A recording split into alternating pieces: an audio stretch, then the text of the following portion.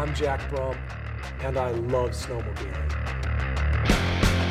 This is my Arctic Cat F7 Boss Seat story.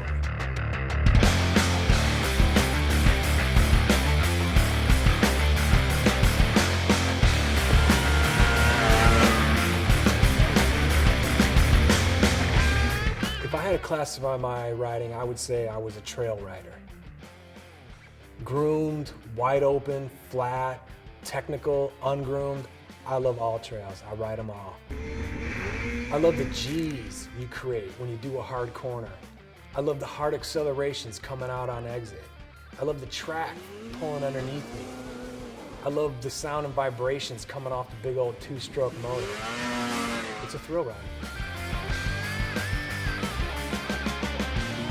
When I got back into sledding, I really didn't have the money for a new sled, a new rider forward type sled. I had to find something in the used market that was a bit older. And what I found out about the 03, 06 F7s is there's an almost cult-like following for them online. And I really liked what people were saying about them. They handled well, they had good acceleration, good suspension, decent top end.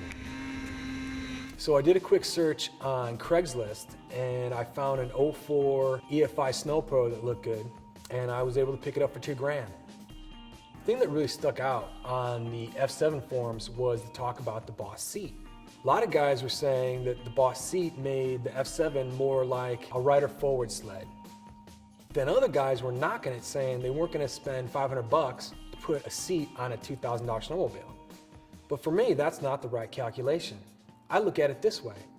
For another $500, I can turn a $2,000 ride into a $7,000 ride. So the same week I got my sled, I ordered a Boss seat and picked up a bar riser. The difference between the old stock seat and the Boss seat, it's night and day. The F7 tunnel is narrow to begin with, and then the seat contours up at the top, so it sits more like a modern motocross bike than a 10-year-old snowmobile. I could tell right away it was going to save my knees. It just felt like a better platform for controlling the snowmobile.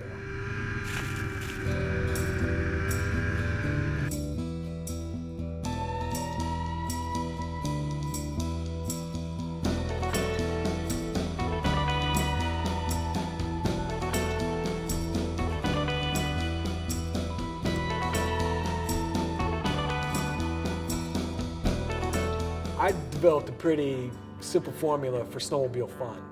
The better you get at controlling your snowmobile, the more speed you can maintain safely, the more G's you can generate, the more thrills you can have. To get more control of your riding, you need a good setup and you need good technique. And rider position is the key to both of those. So most snowmobile chassis work the same way. The front skid shock acts as a pivot point for the combined weight of the rider and the sled. That's your center mass. As you apply throttle, your center mass rotates to the track. As you apply the brakes, your center mass rotates towards your skis. And of course, center mass is changed by the rider moving his position. I see a lot of guys chasing their setup in the completely wrong direction.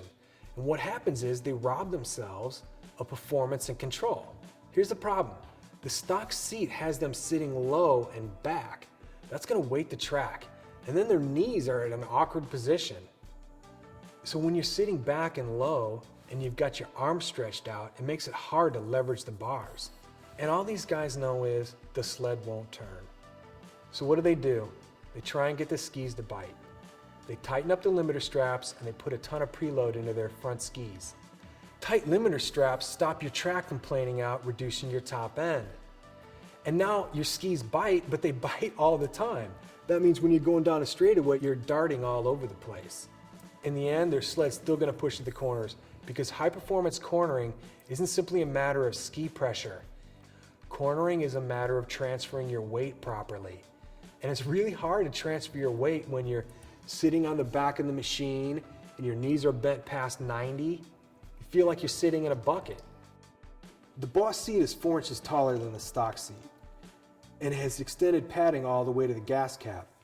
That means I can sit right up in the tank, putting my weight on top of the sled's pivot point. With my body up and forward, I'm in a much more athletic position, making it easier for me to initiate and hold weight transfer movements. This position also gives me much better leverage and control of the bars. If I take advantage of the seat's full length, I can use my weight to alter my setup given snow and terrain. Overall, what I have is a neutral setup that I can tailor on the fly to the conditions.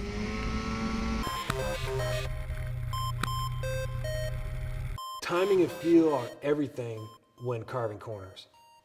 My goal is a tight, consistent arc of rotation using a smooth, steady throttle.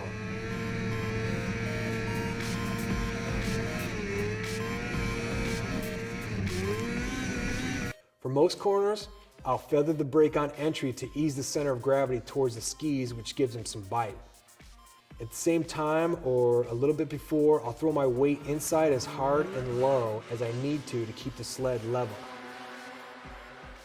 If I feel the need for more rotation, I can move my weight forward and put more ski into it. When I'm confident the skis are planted and the sled is rotating, I throttle up to a safe point. I guess by today's standards, my 04 F7's a bit out of date, but I love my current setup. It does everything I want it to do. I just feel very confident and I can attack any trail I want. I can ride it all day and then ride it the next day. And I really can't see myself spending $14,000 for a new sled when I have a blast riding this one.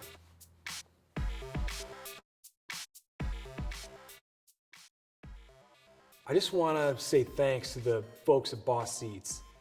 They have a great solution for wringing a little bit more life out of these older sleds. Makes these sleds a great value, I know, because now I have two of them and they both have Boss Seats on them. So thanks, Boss.